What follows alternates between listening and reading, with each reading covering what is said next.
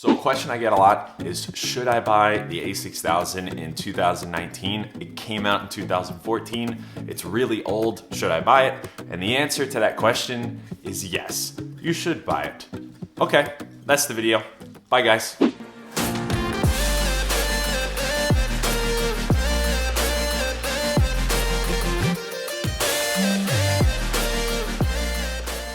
Okay, that's not the video. I lied a little bit. What's up, internet? My name is Kyle, back with another episode about cameras, tech, and all that good stuff. Today, we're gonna talk about the almost 5 years old Sony a6000 and why it's a camera that people buy in 2019, 2018. It was a bestseller in 2018 on Amazon. It's still in Best Buy to this very day in 2019. And it's gonna hit its 5-year birthday in February of this year. So I'm gonna point out a couple reasons why it's still a good purchase in this year, and let's get started. Okay, number one is the Sony E-mount ecosystem. And what I mean by that is that any lens that I have for my Sony a6000 or for my girlfriend's Sony a6000, we can use those lenses on other E-mount cameras from Sony. So let's just say we were to upgrade to the greatly reviewed and really popular Sony a7 III full frame camera. All of our lenses that we own right now on our a6000s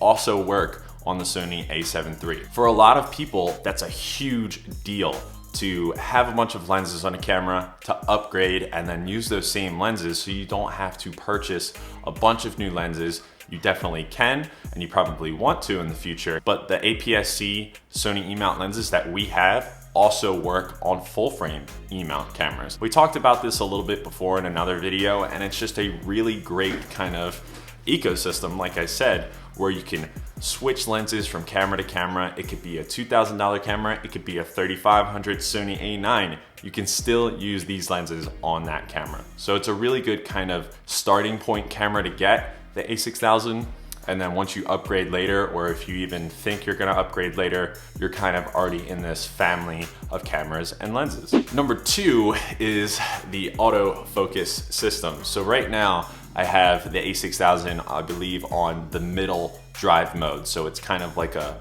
slower focusing. I mean, it's not super slow. Now, a big selling point for the a6000 back in 2014, and even now, 5 years later, is just how fast and how smooth the autofocus system really is. Right now, I have it on like the middle speed. You can go super fast, middle, or you can go fast, middle, or slow for autofocus drive speed. So I could speed this focus up, or I could even slow it down a little further. As you see, it's a very smooth transition from my hand or say an object to then going back to my face. I also have face detection off. This camera offers that, as well as face registration.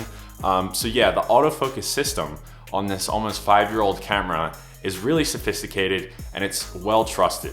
A lot of beginners, which this camera may be directed at more, want autofocus. They don't want to have manual focus and have to mess with that. They just want to have the focus do its own thing and then take the shot or do the video.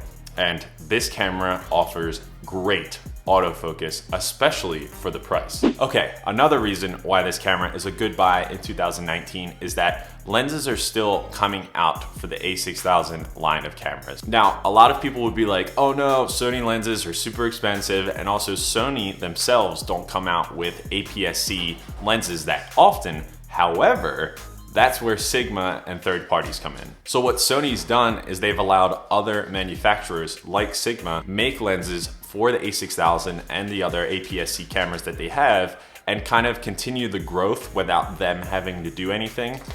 It's actually pretty smart. So just recently, Sigma made a 56mm f1.4, which kind of completed their trio of lenses that they've made for the a6000 line. They have a 16mm f1.4, which I'm actually shooting this video on right now. They have a 30mm f1.4, and they have a 56mm f1.4. And they made those all for the Sony E-mount cameras. So really that kind of breathed new life into the Sony a6000, which is really cool to see. And all three of those lenses that I mentioned have been reviewed by everybody on YouTube pretty much. I actually posted a video about the Sigma 16mm f1.4, and I love it. and a lot of reviewers love all three of the lenses, so they're highly recommended. And they kind of just expanded the repertoire of lenses that you can get for the a6000, and it's really cool that those lenses are being made for this camera and similar cameras in the year 2019. So if you think this camera isn't being supported, it may not be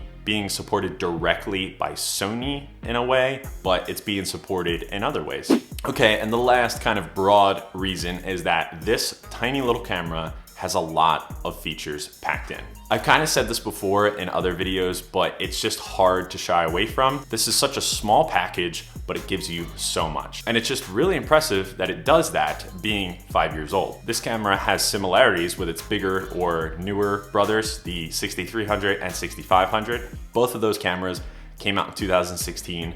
This camera is 2 years older than those, but it shares things like 11 frames per second shooting, less autofocus points, but still the same super fast speed. All three of the cameras have 24 megapixels, same max resolution, and the same image processor. Now, the a6000 may be the oldest of the three 6000 line cameras, but it's probably my first to recommend to a photographer. The viewfinder and the body of the cameras, like the toughness, are better on the 6300 and 6500, but the a6000 is just, it's more geared towards photography. It has less video features than the newer ones, but still, it's just such an easy camera to recommend even 5 years after its birth. So those are some of the reasons why this is a good buy in 2019.